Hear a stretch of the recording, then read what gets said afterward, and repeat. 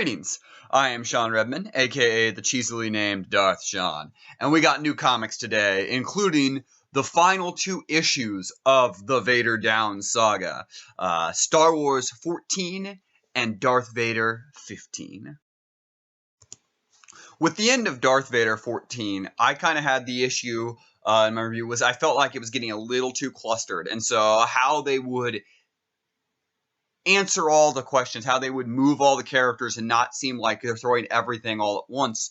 And they started to do that in this issue, and that's really impressive. We had Commander Carbon coming in, and he's basically the Mon Calamari head on a General Grievous body, which is both strange and cool at the same time. Basically deciding that this was his opportunity to strike down Vader and, in his opinion, take his place at the side of the Emperor. So you got Vader and Carbon fighting. You got the Wookiee Black.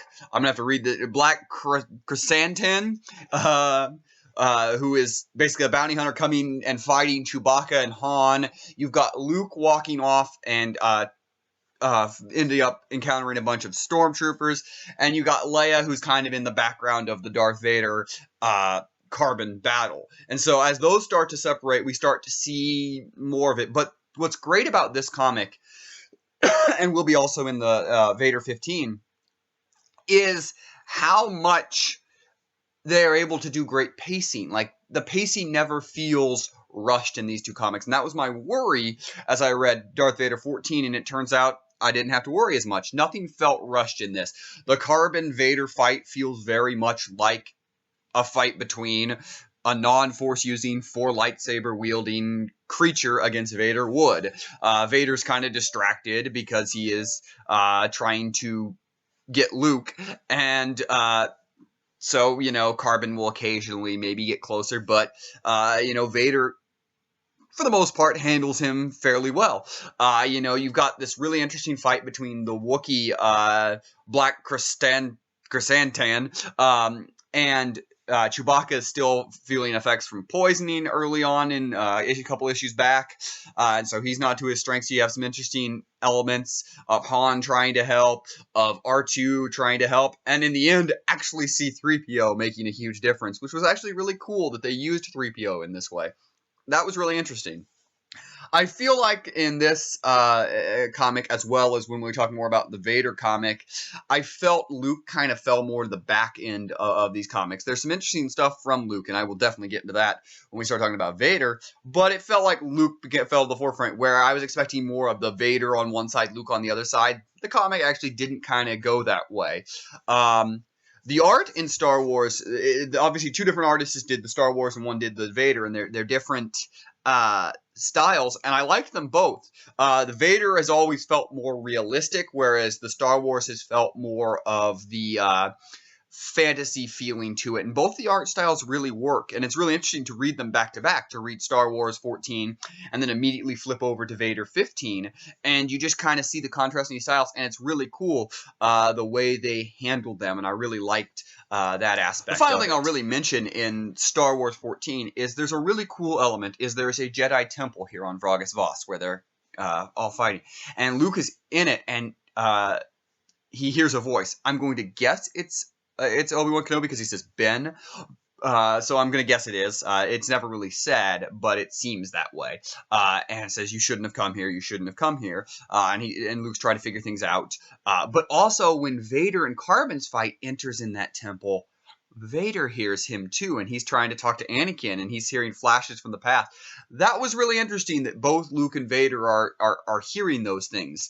That was a really cool little tidbit, and I wonder if they're going to continue to work on that in the comics of well, we've seen in all of the Luke Skywalker stuff, from him going to find Obi-Wan Kenobi's journal, to the book Weapon of the Jedi, where he is at the Jedi Temple. We see a lot of Luke trying to figure things out, but I wonder if we're going to see more of that Force Ghost kind of appearing a little bit, whichever timeline they start to move forward in. Pretty exciting, honestly, how they handled that, and I really liked it. It was just kind of put in there. It wasn't the forefront. It wasn't the major thing of Vader down, but it's a nice little thing added in there, and I really found that quite interesting, that Anakin was hearing voices too, not just Luke. And so that was something that I really liked, that touch. And then we get to the finale, Darth Vader 15. First of all, look at this cover. That is one of my favorite covers of any of the comics. It is so cool. Great ending, great art. It's the same sort of style that we saw at the beginning of Vader Down. And I really liked this comic. It wrapped everything up really, really well. You had Vader using kind of his wits and his smarts to take down Carbon, using Aphra and her ship. You see Luke is captured by some stormtroopers and being taken off on a shuttle, and Vader literally just pulls the shuttle down and crashes it because Vader is awesome.